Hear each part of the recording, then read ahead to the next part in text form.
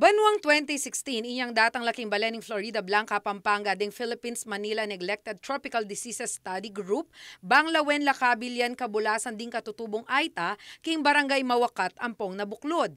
Kaibat ning pilang banwang pamag-obserba, research ampong testing, linto na ing resulta niting 2020 to 2023. Ding atyan dareng anak ka Aita, pamugaran dalang milyon-milyon, amiyaliwang klase ning bulati. Walo kanu karembalang apulong anak kakatutuboy ng ating soil-transmitted helminths o STH. Deti ding bulati kakwaking kontaminado o marinat agabun. They are infectious diseases of poverty. Meaning if you have poverty, you will have so many of these neglected diseases. A number of these neglected tropical diseases are different types of worms. Roundworms, whipworms, hookworms. Those top 3 are in Florida Blanca. Diskubri mo naman na 0% o alang bale ingating pikwanan malinis ampong ligtas adanum king Barangay Mawakat at nabuklod. Makanyan mo naman, ing alalang kubeta inya hanggang nukarin, kakalat ing karelang dinat. Iti kanuing panibatan nung bakit mi kakabulati lareng manuknangan kareng may sabing komunidad. Zero access to safe water means walang panghugas ng kamay at inumin na safe. Okay, delikado po yun kasi hindi lang worms ang dala niyan. Marami pang ibang mikrobyo nang gagaling sa unsafe water supply or unclean water supply. In many instances, ang unclean or unsafe water supply, kontaminado po siya ng mga mikrobyo, marami nang gagaling sa dumi ng tao. Neglected disease siya kanong aturing ing bulati. Uling mayanyamong ulwan o neng pauli ning kasakitan ampong kakulangan keng belwan, meging metong yang malalang problema.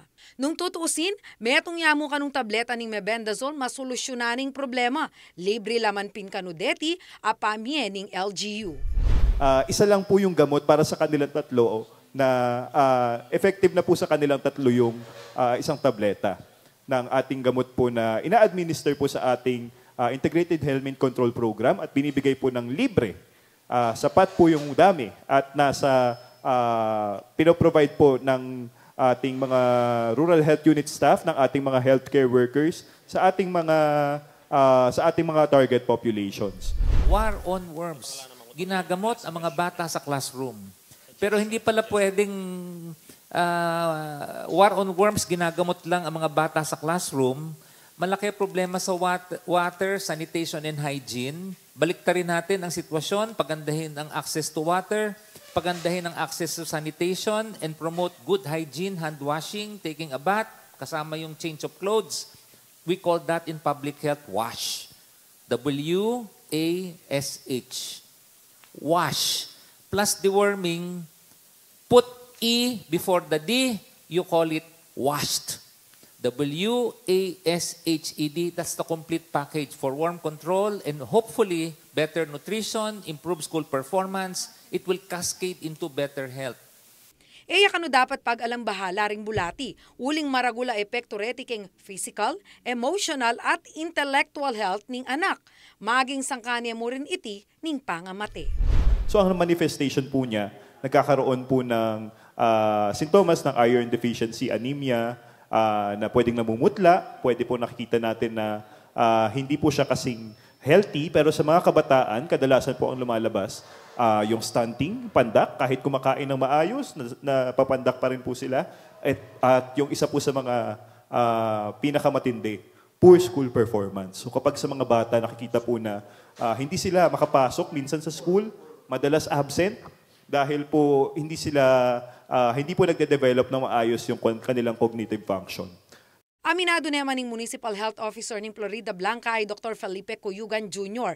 na talagang kulang ing impormasyon dikil keng problemang inikarang katutubo at ngeni kakit ing tutong sitwasyon.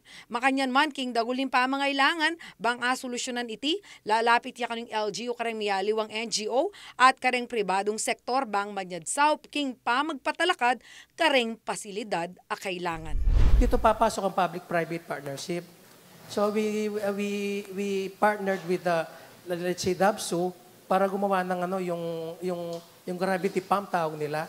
Then mga NGOs para gumawa ng prime water, para gumawa ng parang water source, yun parang partnership.